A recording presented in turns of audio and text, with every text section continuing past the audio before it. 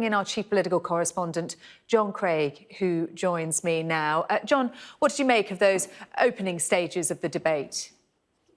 12 powers that Mr Hancock announced are being taken out.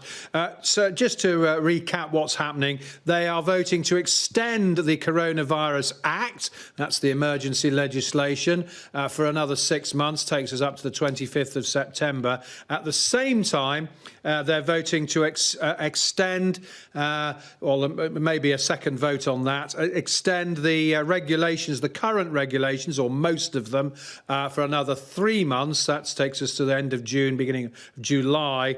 And you'll also have heard Mr Hancock talk about some extending proxy voting and virtual participation in Parliament until the 21st of June. That's the day of step 4 in the Prime Minister's roadmap. Now, we just heard Jonathan Ashworth there give a warning that the pandemic's not over, the virus is surging again.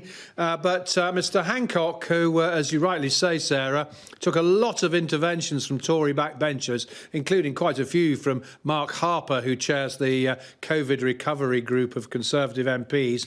This was the rather pithy and succinct way that he summed up why the government wants to extend these powers.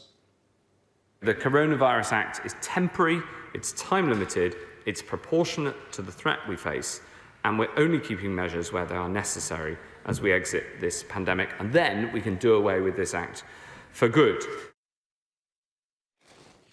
Do away with this act for good, he promised. Well, certainly Conservative MPs will be pleased to hear that.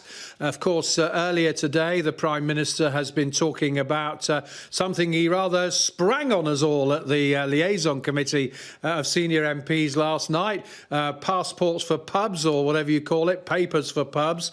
The PM's been talking a bit more about that today. Rather surprisingly, Mr Hancock hasn't been quizzed on that during this debate. He's been concentrating more on the legislation. The papers for pubs, the idea that you might need to have a vaccination certificate, either electronic or on paper, or evidence of a negative test. That's something that's likely to be part of a review on the whole idea of vaccine certification. That's been carried out by Michael Gove, the Cabinet Office Minister.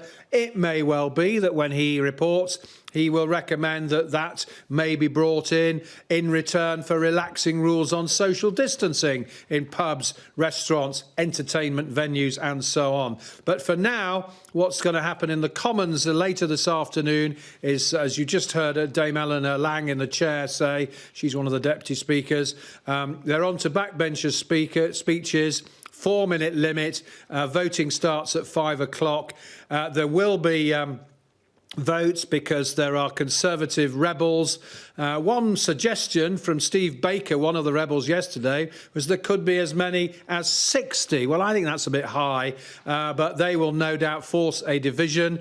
Steve Baker had tabled an amendment. It was not selected by Sir Lindsay Hoyle, the Speaker. So there'll be a vote on extending the Coronavirus Act, on extending the regulations, controversial ones, including that travel ban with a £5,000 fine. And I would have thought the extending the virtual participation and the proxy voting in the Commons, they're almost certainly going to go through on the nod. So probably a couple of votes at 5 o'clock. Big majority, obviously, because Labour, as Jonathan Ashworth has just indicated, are going to back these proposals.